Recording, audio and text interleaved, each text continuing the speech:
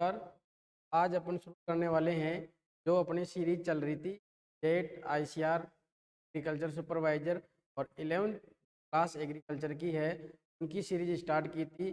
पहले जो बेसिक जो कंसेप्ट है उसको पहली क्लास में बताया गया है।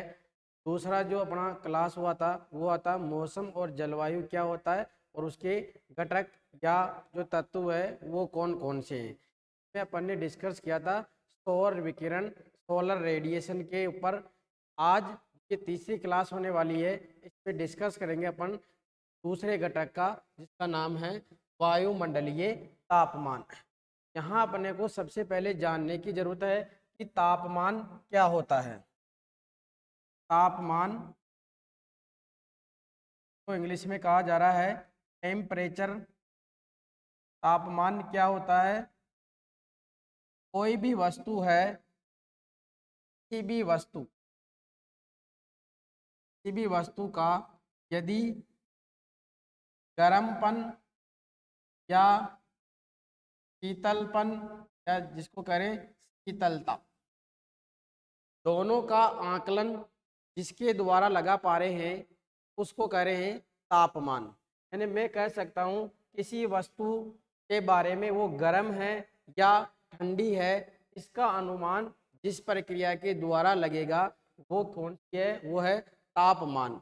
जो तापमान है इसको मेजर किया जाता है, इसका जो मापन किया जाता है उस उपकरण का नाम है तापमापी, यानी तापमान को मापने वाला यंत्र, जिसको इंग्लिश में कहा जा रहा है थर्मामीटर। तो ये जो कांच की नलियां होती है उनकी संरचनाओं से बना हुआ होता है। यदि मैं इसकी इकाई की बात करूं, जो तापमान है उसको कौन कौन सी इकाइयों में मापा जाता है, तो इसकी इकाई यूनिट जो सामान्य रूप से प्रचलित है उन इकाइयों की बात करूंगा मैं यहाँ पर। तो सबसे पहले जो इकाई है वो है डिग्री फ़ारेनहाइट, दूसरी है डिग्री सेल्सियस और जो तीसरी है वो है डिग्री केल्विन। यहाँ तीन सबसे प्रचलित यूनिट है। यहाँ जो डिग्री फ़ारेनहाइट है इसकी जो खोज की गई थी ये की गई थी डेनियल फ़ारेनहाइट के द्वारा। कब कही गई थी? 1714 में।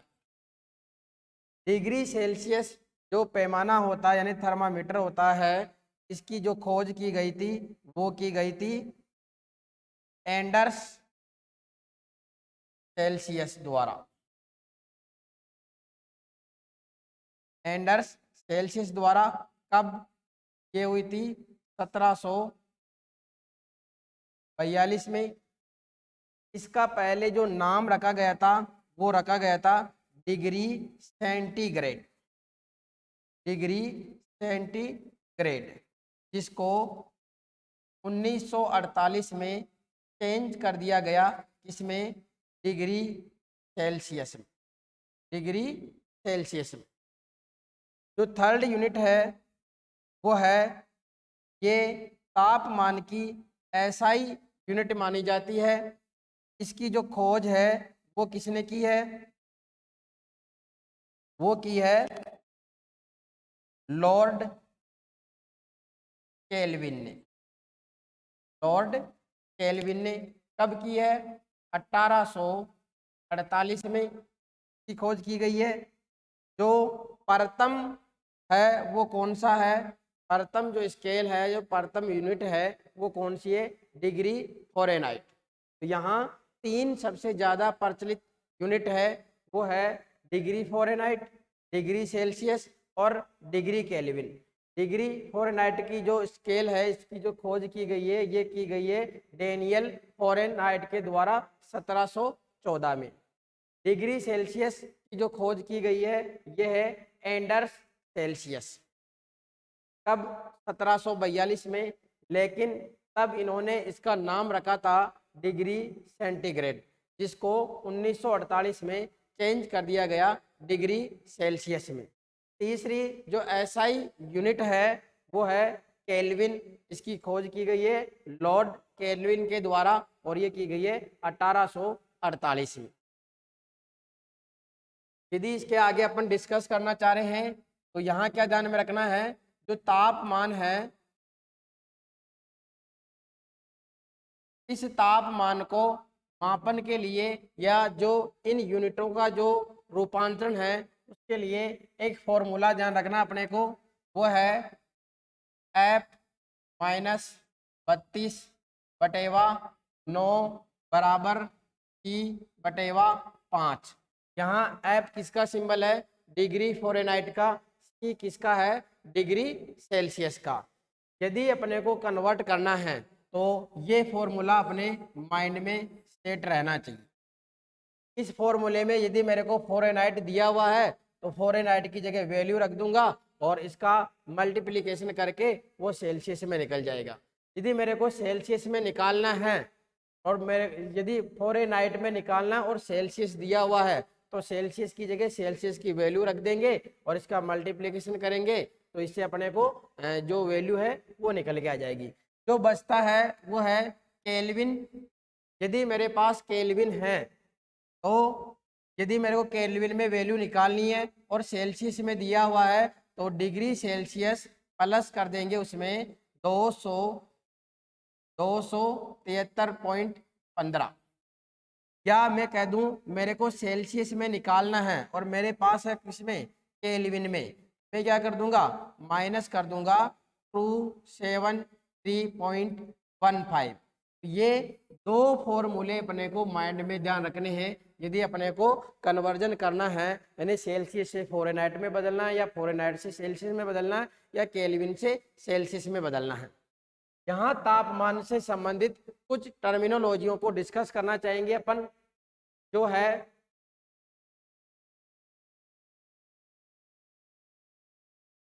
पहला है औसत तापमान। औसत तापमान क्या होता है, किसी भी दिन का यदि अधिकतम तापमान में से मैं घटा दूं किसको, न्यूनतम तापमान को, तो वो यहाँ थोड़ा सा ध्यान रखना,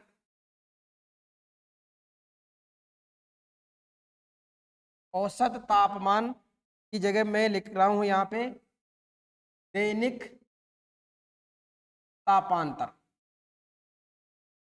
ये फॉर्मूला काम करेगा किसमें, दैनिक तापांतर में, यानी कि एक दिन में जो तापमान है उसमें कितना अंतर नोट किया अपन ने, तो उसको कैसे निकालेंगे, उस दिन का अधिकतम तापमान कितना है और उस दिन का न्यूनतम तापमान कितना है। अधिकतम तापमान में से न्यूनतम तापमान को माइनस कर देता हूं तो वो निकल के आ जाता है दैनिक तापांतर। यदि मैं निकालना चाहता हूं दैनिक औसत तापमान तो इसका क्या फॉर्मूला रहेगा, इसका फॉर्मूला रहेगा अधिकतम तापमान प्लस न्यूनतम तापमान अपॉन 2। ये फॉर्मूला है दैनिक औसत तापमान का, यानी जिस दिन का औसत तापमान निकालना है उस दिन में मैक्सिमम कितना टेम्परेचर आया और न्यूनतम कितना आया, दोनों को जोड़ने पर उसको 2 से डिवाइड कर दिया जाएगा तो वो अपने सामने निकल के आएगा दैनिक औसत तापमान। तीसरी यहाँ टर्म यूज ले रहा हूं मैं मासिक औसत तापमान। मासिक औसत तापमान क्या होगा, महीने के प्रत्येक दिन का औसत तापमान बटेवा महीने में दिनों की संख्या। पहले यहाँ अपने को क्या करना पड़ेगा, जो दिन है उसका औसत तापमान निकालना पड़ेगा। वहाँ जितना तापमान आ रहा है प्रत्येक दिन का, उसका योग करके और लिख दिया जाएगा। उसको डिवाइड कर देंगे कि उस महीने में कितने दिन हैं, तो वो निकल के आएगा अपने पास में मासिक औसत तापमान निकल के आएगा। यहाँ बात करना चाहूँगा मैं, जो तापमान है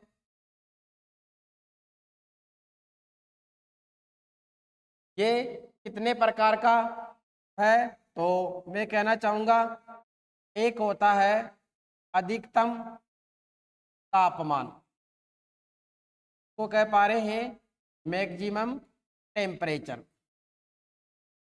दूसरा है, को कह रहे हैं इष्टतम तापमान, ऑप्टिमम टेम्परेचर। और तीसरा है न्यूनतम तापमान, मिनिमम टेम्परेचर। तीनों में क्या डिफरेंस है, तीनों में अपने पास क्या डिफरेंस है वो ध्यान से देखना। ऐसा टेम्परेचर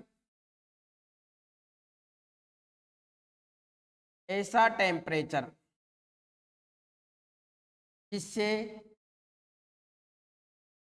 अधिक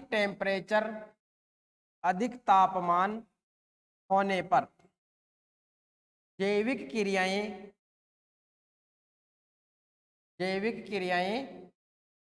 रुक जाती है, वो कहलाता है मैक्सिमम टेम्परेचर। यानी तापमान की ऐसी वैल्यू, ऐसा मान जिससे अधिक होने पे जो जैविक क्रियाएं हैं वो रुक जाती है, वो कहलाता है अधिकतम तापमान। दूसरा है इष्टतम तापमान, तो वह तापमान जिस पर जैविक क्रियाएं अपने उच्चतम स्तर पर होती है, तो कहा जा रहा है इष्टतम तापमान। न्यूनतम तापमान वह तापमान जिससे कम होने पर जैविक क्रियाएं रुक जाती है,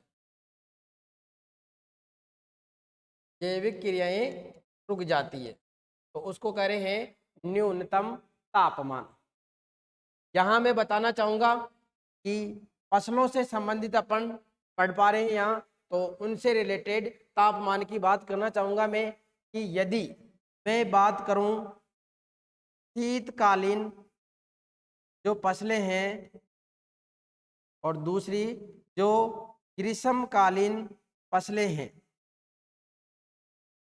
उनके लिए कौन सा टेम्परेचर कितना सूटेबल बताया गया है।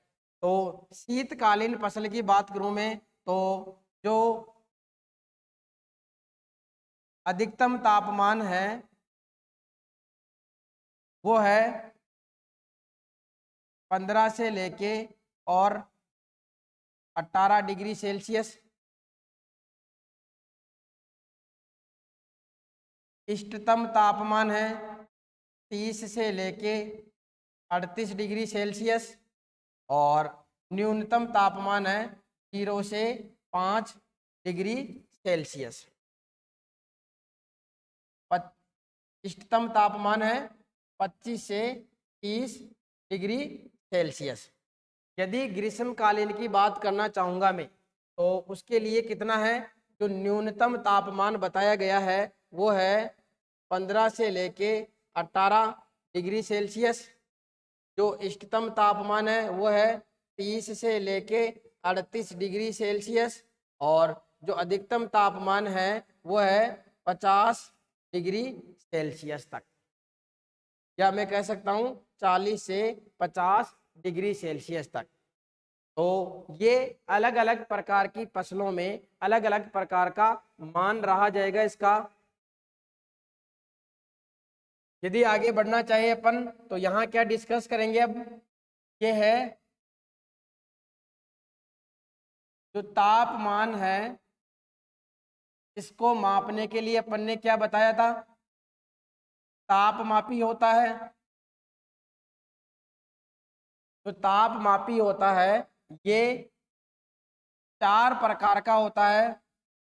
एक को कह रहे हैं मैक्सिमम थर्मामीटर, दूसरा है मिनिमम थर्मामीटर, फिर है ड्राई बल्ब थर्मामीटर और एक है वेट बल्ब थर्मामीटर। अधिकतम तापमापी, न्यूनतम तापमापी, शुष्क बल्ब तापमापी, आर्द्र बल्ब तापमापी। अधिकतम तापमापी क्या नोट करता है, दिन का अधिकतम तापमान, ये दिन का न्यूनतम तापमान दर्शाता है। दोनों क्या बताते हैं, वायु में जो आर्द्रता है के बारे में, जो वेपर ह्यूमिडिटी है, जल वाष्प आर्द्रता है के बारे में, और ड्यू पॉइंट औशांक बिंदु के बारे में बताता है ये। यहाँ एक एक को डिस्कस करना चाहेंगे। पहला है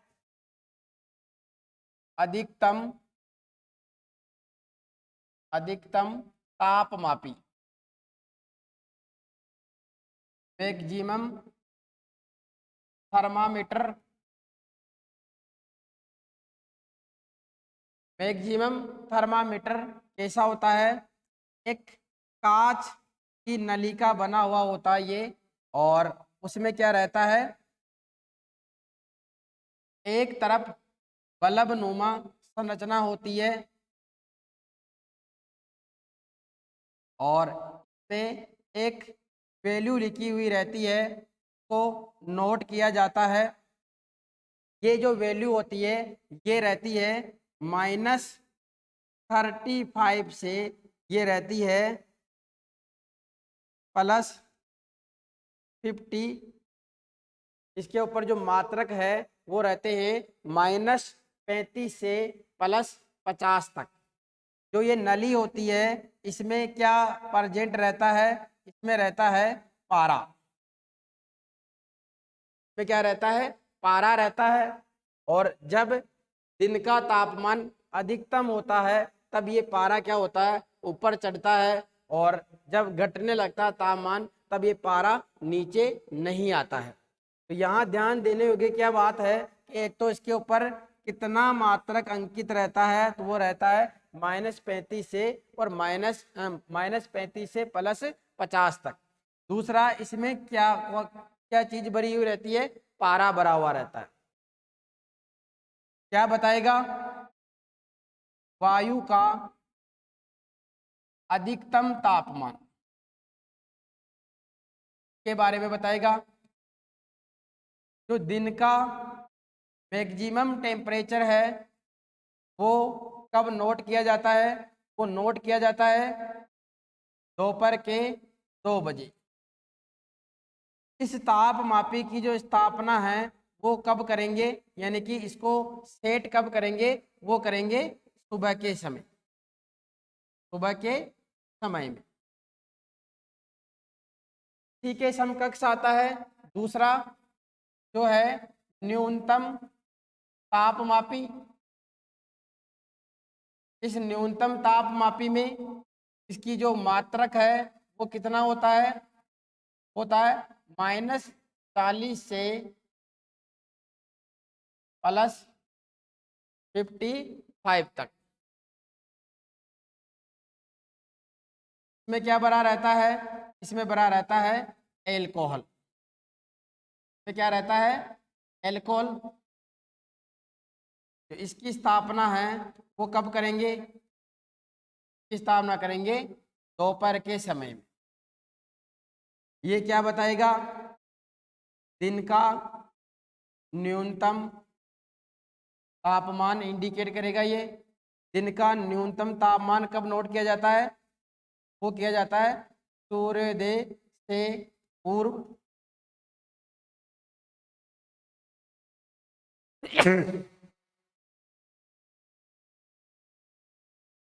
इसके बाद में जो दो तापमापी है जिनका नाम है शुष्क बल्ब तापमापी और दूसरा है आर्द्र बल्ब तापमापी। ड्राई बल्ब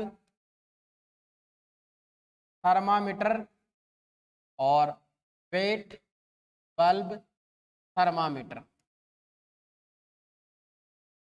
दोनों किसके बारे में बताते हैं, दोनों बताते हैं, एक तो है औशांक बिंदु के बारे में, ड्यू पॉइंट, दूसरा जो ह्यूमिडिटी है के बारे में, और तीसरा जो वेपर जल वाष्प दाब है के बारे में ये इंडिकेट करते हैं। दोनों किस प्रकार के होते हैं, जो न्यूनतम तापमापी होता है उसी के समान ये होता है, ये भी कैसा होता है, न्यूनतम तापमापी के समान ये भी होता है। और इसमें क्या भरा हुआ रहेगा, एल्कोहल रहेगा, और इसमें भी क्या भरा हुआ रहेगा, एल्कोहल भरा हुआ रहेगा।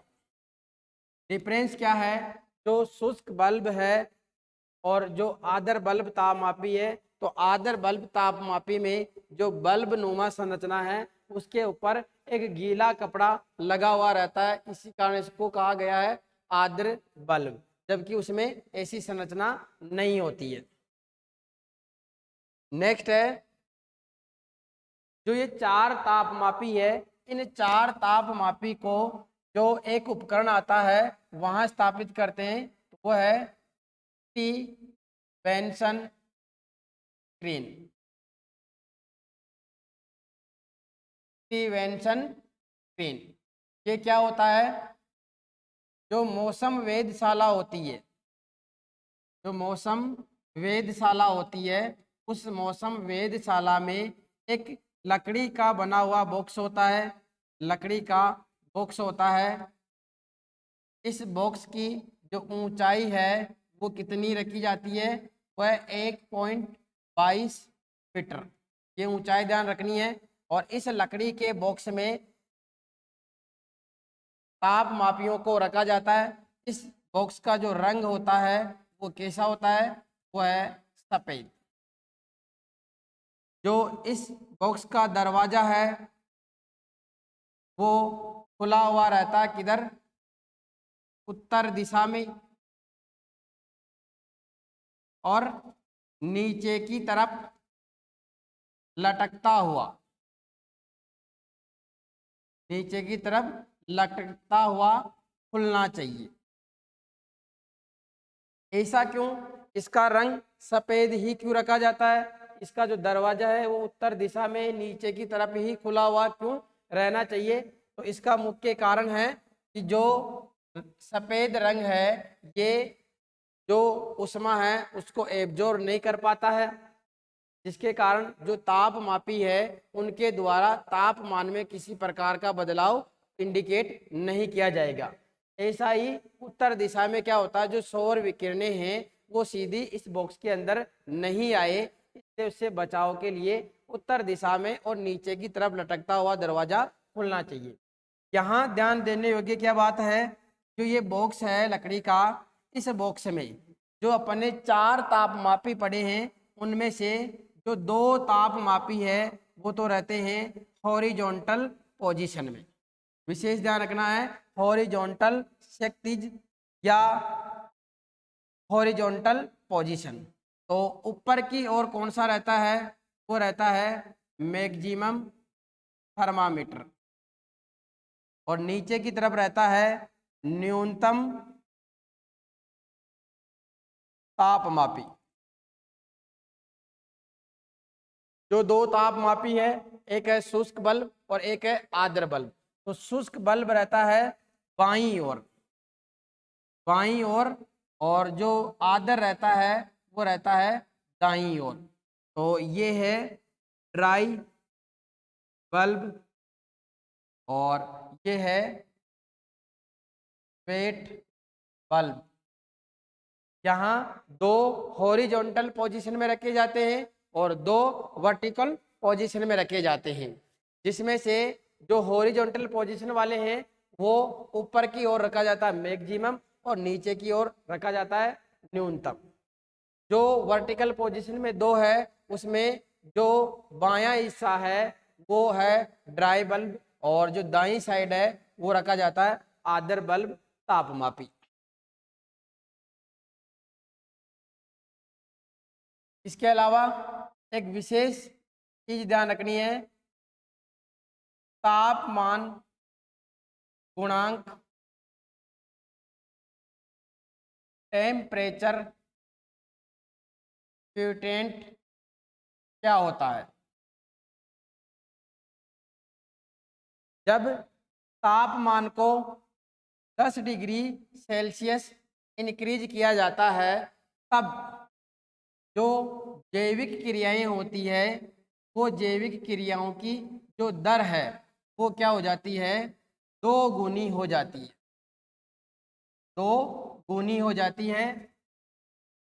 इसी को क्या कहा जाता है, तापमान गुणांक कहा जाता है। यहाँ जो शॉर्ट टर्म है वो है Q10 की वैल्यू क्या मानी गई है, वो है 2।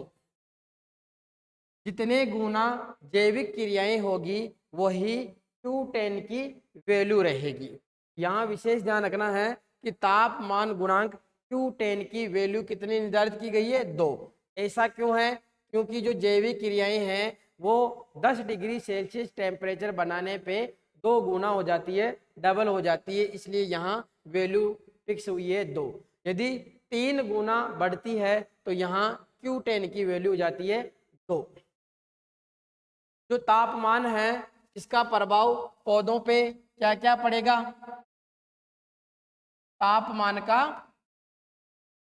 पौधों पर प्रभाव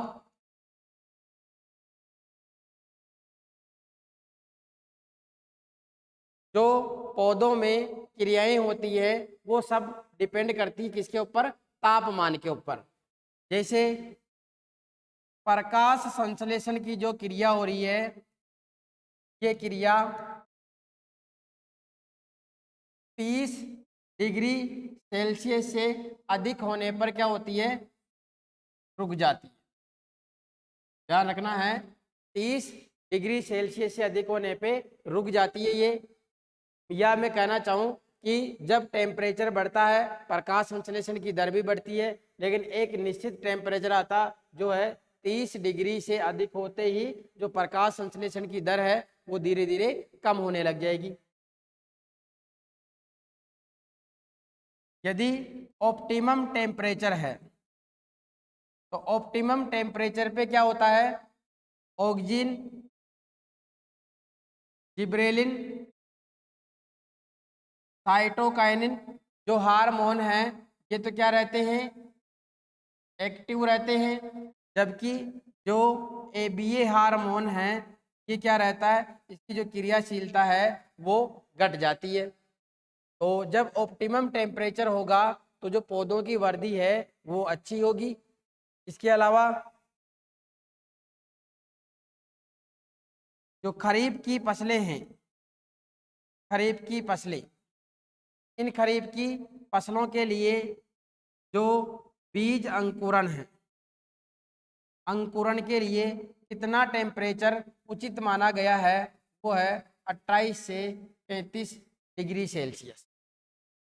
जो गेहूं की फसल है, गेहूं में जो कल्ले बनने का समय आता है, जिनको टिल्लर्स कहा जाता है, इसके लिए जो टेम्परेचर चाहिए वो चाहिए 16 से 21 डिग्री सेल्सियस। ऐसे ही मैं बात करूं, जो आलू है, आलू में कंद बनने की जो प्रक्रिया है, जो ट्यूबर फॉर्मेशन है, जिस प्रक्रिया को करें कंदीकरण या ट्यूबराइजेशन, तो इसके लिए टेम्परेचर है 17 से 19 डिग्री सेल्सियस। और यहाँ से इसकी जो एग्जैक्ट वैल्यू है वो है 18 डिग्री सेल्सियस। तो अलग अलग क्रियाओं के लिए अलग अलग प्रकार के टेम्परेचर की आवश्यकता पड़ती है। मैं बताना चाहूँगा आगे और कि यदि टेम्परेचर इंक्रीज होता है, तब जो वाष्पोसर्जन की क्रिया है पादपों में, वाष्पोसर्जन की प्रक्रिया क्या होती है, बढ़ जाती है। या मैं कहना चाहूँगा कि जो वाष्पीकरण की प्रक्रिया है, वो वाष्पीकरण की प्रक्रिया क्या होती है, बढ़ जाती है। या मैं कहना चाहूँगा जो क्लोरोफिल है, पत्तियों के अंदर जो क्लोरोफिल है, ये क्लोरोफिल क्या होता है, नष्ट होने लगता है, जिसके कारण जो पत्तियां हैं वो क्या हो जाती है, पीली पड़ जाती है। क्लोरोफिल का जो नष्ट होना है वो क्या कहलाता है, वो कहलाता है क्लोरोसिस। क्लोरोफिल का नष्ट होना क्या कहलाता है, क्लोरोसिस। और अंत में एक विशेष टर्म यूज करना चाहूँगा मैं, जिसका नाम है प्रदान या आधारभूत वर्दी बिंदु। इस टर्म में से पहले भी जो AA है, AO है, उसमें क्वेश्चन आया हुआ है। तो ये क्या होती है, इसको इंग्लिश में कह रहे हैं कार्डिनल ग्रोथ पॉइंट। जो अपन ने 3 प्रकार का टेम्परेचर पढ़ा है, maximum plus minimum plus optimum temperature. इन तीनों टेम्परेचर को मिला के क्या बनता है, कार्डिनल ग्रोथ पॉइंट कह दूं मैं, या कार्डिनल टेम्परेचर कह दूं मैं। विशेष टर्म ध्यान रखनी है ये। तो ये आज का जो अपना है तीसरा लेक्चर है, जिस सीरीज में अपन स्टार्ट कर रहे हैं उसका तीसरा लेक्चर है, जहां डिस्कस किया अपन ने जो वायुमंडलीय घटक चल रहे हैं उसका जो सेकेंड टॉपिक है तापमान, उसको अपन ने आज डिस्कस किया है। इसके बाद में जो अगला घटक है उसको डिस्कस करेंगे। तो इन क्लासों को अपने दोस्तों के साथ अधिक से अधिक शेयर करिए, जिससे कि उनकी तैयारी प्रॉपर सिलेबस के अनुसार जो न्यून तरीका है, यानी कि जो सटीक तरीका है, उसी के ऊपर अपन पॉइंट टू पॉइंट बात करते हुए अपना जो कंप्लीट कोर्स है उसको तैयार करेंगे। ऐसे ही धन्यवाद।